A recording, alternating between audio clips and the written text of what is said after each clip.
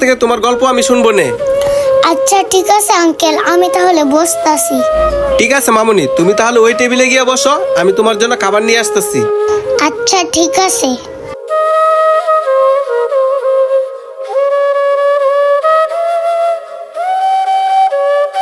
মেয়েটা মনে হয় অনেক ক্ষুধার্ত। চালু করে মেয়েটাকে এক প্লেট ভাত দিয়ে দেই। মেয়েটা ভাতগুলা খেয়ে আগে ক্ষুধার জ্বালাটা মেটাক। আর ভাতের সাথে এক পিস ডিম দিয়ে দিই, সাথে 2-3 টুকরো আলু দিয়ে দেই, আর একটু ঝোল দিয়ে দিই।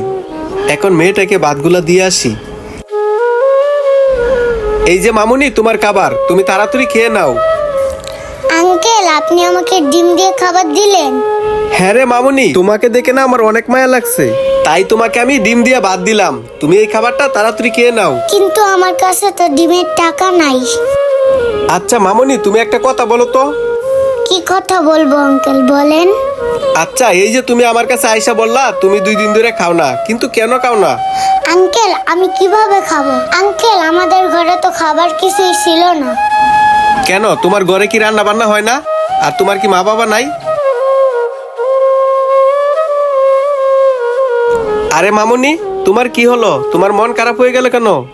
আঙ্কেল, আমার জন্মের পর থেকেই আমার বাবাকে দেখি নাই। আচ্ছা, বাবাকে দেখো না?